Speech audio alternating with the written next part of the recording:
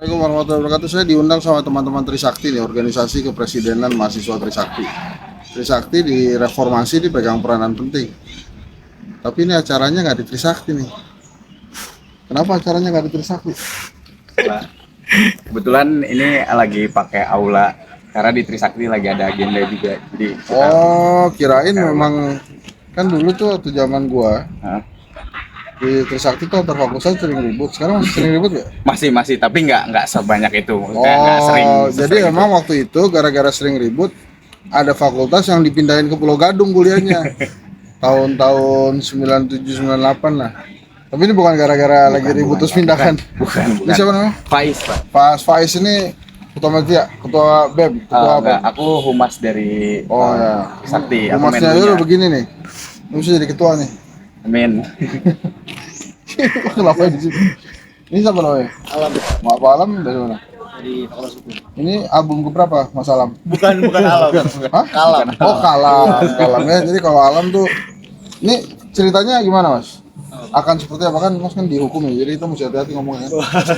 Ini acaranya tentang apa nanti? Ini tentang pengembangan mahasiswa lebih lanjut lagi sih Pak. Tingkat akhirnya mungkin kalau di Ini berarti Mas Kalam hadir di sini untuk melindungi mahasiswa ini secara hukum ya? Iya, betul. Salah satunya. Hebat deh Ju. Kalau biasanya kita masuk ya. Soalnya cuma sejam lah waktunya, aduh ini Sabtu. Ini materinya ternyata berat, etika politik. Ini ngeri amat ya. Ngeri sedap. Yaudah ntar kita lihat ya. Assalamualaikum.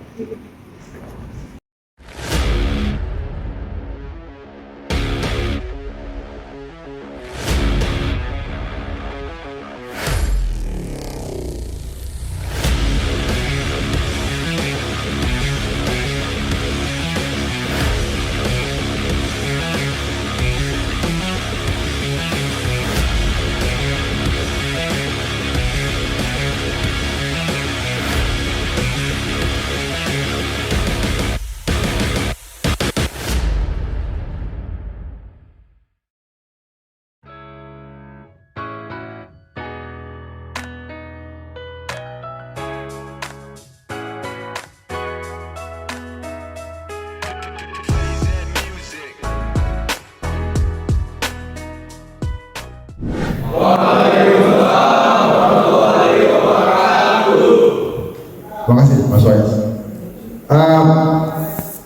Ini boleh. Ini. Jadi tadi saya tanya dulu tuh sama kakak saya. Kenapa? Pak. Ini kira-kira etika politiknya sebagai mahasiswa atau sebagai masyarakat?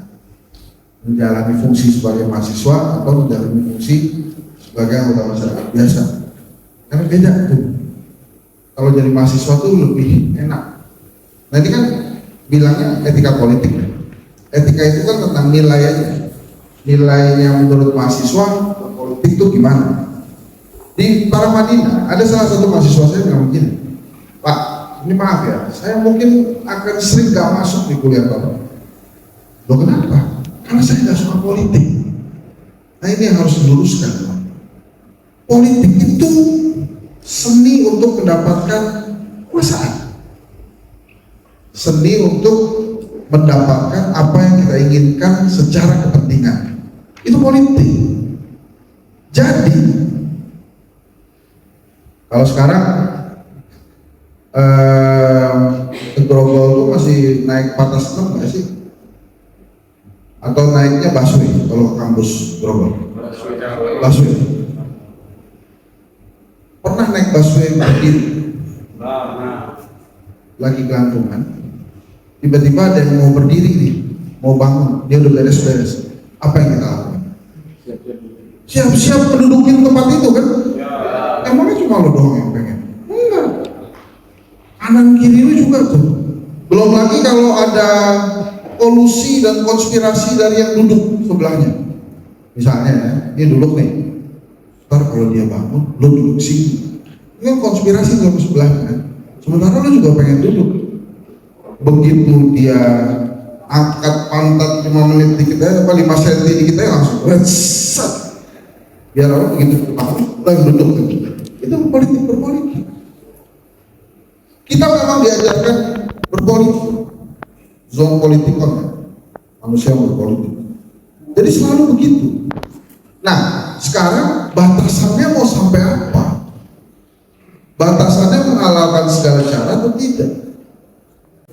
Kaisang diangkat jadi ketua umum PSI 2 hari setelah jadi anggota, masa nggak ada yang protes? Terus saya bilang sama teman-teman PSI, udah akui saja. Alasannya adalah dia anaknya Pak Jokowi, anak presiden. Jadi nggak usah ditambah-tambah tentang kompetensi, kan ditambahin kompetensi.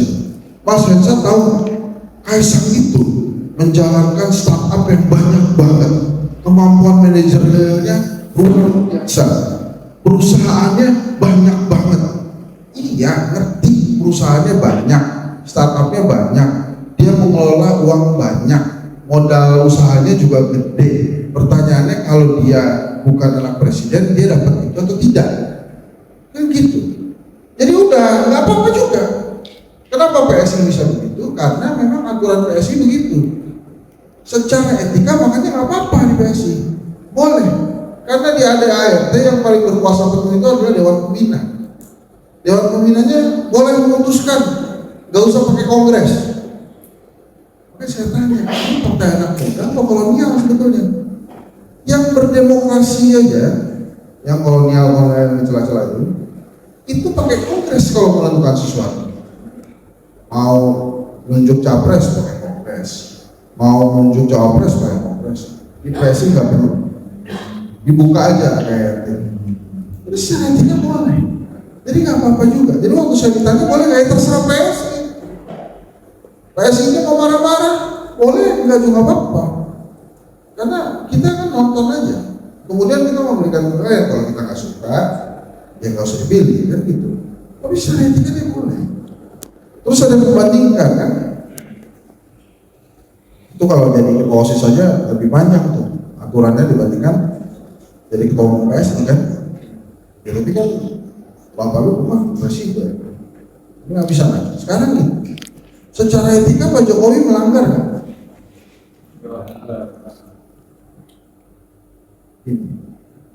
Gue tuh menyebutnya ini langkah jeniusnya Pak Jokowi aja, ya raman gue nyebut gitu kan.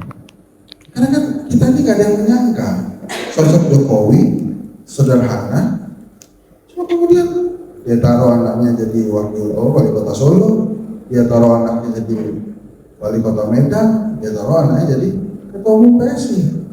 Canggih, nggak ada yang nyangka itu. Secara etika salah nggak? Tergantung yang lihat. Kalau dilihat dari kacamata dinasti politik salah. Kalau dilihat dari kacamata KKN nggak boleh. Tapi kalau dilihat dari kacamata undang-undang boleh aja. Dulu kita pernah melarang itu, nggak boleh ada dinasti politik. Kemudian sama MK diralat, boleh lagi. Jadi waktu itu kalau ada ada anggota keluarga jadi kepala daerah misalnya, minimal tuh harus 1 periode dulu, anggota keluarga lainnya nggak boleh ikutan. Nah terus diralat sama MK tuh, zamannya Jimli Asyidiki kalau nggak salah, atau zamannya siapa tuh yang orang PBB siapa? Partainya PBB. Itu diralat lagi atas dasar HAM. Nggak boleh dong, politik kan hak semua orang. Jadi harusnya boleh aja. Jadi diralat lagi, jadi boleh semua. Gitu. Jadi teman-teman kalau kita lihat etika itu terkadang dari sisi dari mananya kita melihatnya. Makanya tadi dari awal saya tanya, sebagai mahasiswa, sebagai warga masyarakat. Karena sebagai mahasiswa, kalian punya kebebasan luar biasa gede dan nikmat sekali jadi mahasiswa. Kalau jadi mahasiswa nggak bersuara, itu sayang sih. Jadi bersuara aja. Balik lagi tentang etika. Nah beberapa hal tadi, yang tadi kan saya katakan etika itu tentang penilaian. Nah kalau secara komunikasi, secara teori, demokrasi hanya bisa langgeng dilaksanakan oleh sebuah negara. Ini kata Jack Snyder, bukan kata Hensa. Itu bila di negara tersebut diselenggarakan 3 hal. Yang pertama, ekonomi yang merata. Yang kedua, hukum yang tidak tebang pilih. Yang ketiga adalah kedewasaan berpolitik. Jadi kalau tiga-tiganya nggak ada, ini mustahil demokrasi dilakukan. Sekarang kita nih kira-kira ekonomi merata atau tidak? Nah, belum. Hukum tebang pilih atau enggak? Nah, kelihatannya enggak ya, enggak gitu ya. Ini masih tebang pilih lah ya. Terus dikit-dikit ya. Ini mau ini kecupin. Terus satu lagi kedewasaan berpolitik, misalnya perdebatan tentang politik identitas. Ini saya satu-satu bahas. Sekarang ini, saya ditanya, kenapa? Apakah Pak Jokowi ya, bisa mengendalikan politik hari ini? Punya kepentingan apa Pak Jokowi dengan kepentingan politik hari ini? Sebenarnya saya tanya lagi, sebetulnya siapa yang bisa dikendalikan Pak Jokowi? Yang dikendalikan Pak Jokowi rakyat atau ketua umum partai? Menurut saya ketua umum partai. Pak Jokowi menggunakan hukum untuk mengendalikan ketua umum partai. Selama ini terjadi atau tidak? Enggak. Tapi tidak kan itu. Secara etika boleh tidak? Ya nggak boleh. Tapi menurut presiden mungkin boleh. Jadi etika ini repotnya adalah penilaian yang membutuhkan rasa. Ini kira-kira boleh atau tidak? Pernah lihat viralnya Sujiwo Tejo waktu saya ada juga tuh yang sama Das Atlantis di acara Q&A itu. Dia nanya ke Das Atlantis, menurut Pak Ustaz, kenapa negara melarang pernikahan beda agama? Karena yang namanya rasa cinta itu, dia bisa mati karena rasa cinta yang gagal itu, karena aturan yang tidak memperbolehkan pernikahan beda agama. Itu kan semua pertanyaan hukum, agama, dan ada etikanya. Boleh atau tidak? Kalau cinta harusnya boleh, tapi kenapa secara hukum bilang? Nah, Das Atlantis jawab begini, bagus. Bila benar-benar cinta, maka harusnya dia mengikuti agama pasangan yang dia cintai. Agak pusing juga tuh di waktu itu. Oke, kalau kan sebenarnya gue belum juga Pak ngomong tuh. Kalau lo cinta beneran ya lo ikut dong, masa tahan-tahanan. Nah, jadi etika ini memang kalau pertanyaan teman-teman adalah etika boleh tidak boleh, tergantung aja. Rempang. Secara etika boleh atau tidak boleh? Tapi menurut kita dan kita semua di sini sepakat nggak boleh dong. Kusur sembarangan. Kalau kata Bang Dio, boleh. Orang buat investasi. Itu kan kita punya rasa ya. Rasanya nggak boleh. Jadi menurut saya, etika itu dekat dengan rasa. Dan yang tidak dimiliki oleh bangsa Indonesia atau pemerintah sekarang itu tentang rasa. Dia hanya melulu berhitung tentang kekuasaan saja, tentang hak saja, tentang kewajiban. Tapi harusnya ada rasa sih. Kan kita juga kan hidup sebenarnya pakai rasa. Kalau selalu hitam putih itu nggak kemana-mana. Jadi teman-teman dalam etika politik itu begitu.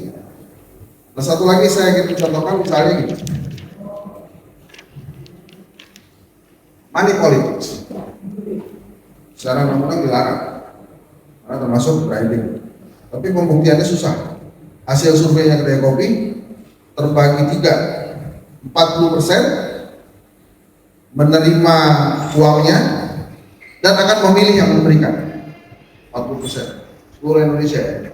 30% terima uangnya, tapi dia nggak pilih orang. 30% lainnya nggak akan terima. Nah, secara etika gimana? Kalau yang ngasih terus lo nerima, orang yang ngasih berpikir ya lo mesti pilih bunga dong, lo jangan ambil duitnya aja. Sementara yang terima uang kan bisa aja nggak terserah gua. Kalau nggak mau milih kan nggak apa-apa, nggak gitu dong. Tapi kan harusnya sama-sama tidak memberikan dan sama-sama tidak menerima. Harusnya kan begitu secara etika. Lawan arah tuh yang rame ya. Lawan arah tuh. Itu kan rasa dia yang patut. Kenapa kemudian lawan arah itu dianggap biasa? Kan? Gue nggak tahu ya, lo pada lawan arah kok katanya buat gue nyusahin, gue kan disusahin sama orang lawan arah tuh. Itu mobil gue beberapa kali pernah bareng sama lawan arah. Karena yang lawan arah itu dia tuh akan susah sekali untuk menjamin keselamatan dirinya dan orang lain, terutama kalau lagi penuh. Jadi gue kalau melihat yang di TikTok tuh, gue agak setuju tuh. Ini masalah etika juga sih. Dua-duanya. Orang itu boleh nggak ya orang sembarangan suruh balik lagi? Nggak boleh juga secara etika mah. Jangan jadi ribut itu. Tapi yang lawan-lawan juga harusnya nggak boleh. Kemarin itu kejadian. Jadi teman-teman sekalian, bicara etika ini part yang sulit dalam politik. Karena ini tentang rasa. Pak Jokowi mungkin berpikir gimana nanti anak-anaknya setelah dia tidak jadi presiden. Secara etika orang tua, gitu ya, boleh atau tidak boleh, baik atau tidak baik, itu wajar aja. Tapi kan sebagai pemimpin itu jadi nggak benar, nggak pas.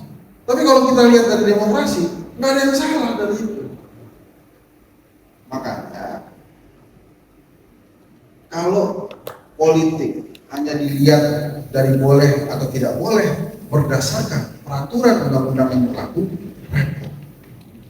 maka harus ada rasa di situ, patut atau tidak. Saya cerita lagi. Ada satu daerah provinsi itu ada pilkada yang salah satu pesertanya sudah tersangka KPK.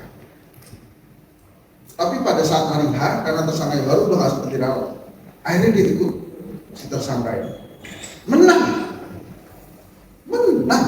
tersangka korupsi di KPK, menang pilkada. Waktu kami FGD, masyarakat di sini bilang gitu, Pak, semua calon di sini menjanjikan kami bahwa kami akan sejahtera itu. Tapi kan kita juga bisa lihat orang ini sejahtera atau tidak. Kalau orang-orang ini jujur, tapi dirinya saja tidak sejahtera secara ekonomi, secara keuangan, bagaimana dia bisa buat kami sejahtera? Nah, bapak ini walaupun dia tersangka korupsi, sudah terlihat sejahtera. Rumahnya besar, mobilnya banyak. Pasti dia bisa beri kamu sejahtera. Salah nggak rakyat pikirannya? Salah. Karena kelihatannya begitu kan, nggak masuk akal. Dulu tuh ada buku terkenal, judulnya gini, jangan percaya bila ada orang yang nggak pakai baju nyuruh Anda pakai baju, gitu kira-kira. Dan dia aja nggak pakai baju, dia pakai nyuruh orang-orang pakai baju. Kayak gitu tuh ceritanya masyarakat. Tapi kan secara etika politik kan kita harusnya si yang koruptor ini kan nggak maju. Tapi ada undang-undangnya, dia boleh. Tapi kan etikanya dikesampingkan. Nah, lagi-lagi balik lagi ke kita semua. Susah banget pelajaran etika politik itu. Karena semua lagi-lagi tergantung kita. Jadi dalam politik itu rambunya banyak. Gak bisa cuma undang-undang dan hukum saja. Harus ada rasa, harus ada etika. Wah, itu gak boleh. Kata siapa gak boleh? Undang-undangnya memperbolehkan itu. Pak Jokowi menurut saya salah satu presiden terbaik yang dimiliki Indonesia. Tapi untuk beberapa hal tentunya perlu disentil. Ya, karena menurut saya Rempang itu bukan cuma etika saja, tapi tentang rasa kemanusiaan. Terus beberapa lagi penjaminan kereta cepat dengan APBN yang menurut gue juga bukan tentang boleh tidak boleh aja, dan bukan tentang etika aja, tapi tentang rasa di mana peninggalan setelah dia tidak menjadi presiden ke rakyatnya yang akan terus-menerus dibuat berhutang kepada Tiongkok misalnya. Nah, hal seperti itu yang bisa menyuarakan bebas hanya mahasiswa. Apakah saya bisa sekarang? Bisa dengan kemampuan saya ya, lewat TV, lewat media. Tapi kekuatan saya jauh lebih rendah, lebih kecil dibandingkan kekuatan mahasiswa. Karena mahasiswa memang ada memang untuk itu. Jadi menurut saya berbanggalah dengan status sebagai mahasiswa, karena ujung-ujungnya negara ini akan tergantung dari bagaimana mahasiswa berbuat. Kira-kira gitu lah. Terima kasih ya. Assalamualaikum warahmatullahi wabarakatuh. Habis acara, ini tadi Mas Faiz yang moderator, Mbak Sandra yang senyum-senyum di belakang. Biasa kan kalau komandan senyum-senyum aja. Kita udah selesai, gue mau ke Metro, ada talkshow dialog di sana. Kita ketemu lagi di lain waktu. Terima kasih ya teman-teman. Terima kasih banyak juga, Pak. Udah undang. Dah, sampai jumpa. Jadi kalau kampusnya mau undang, DM ya. DM Ucup. Ya, Pak.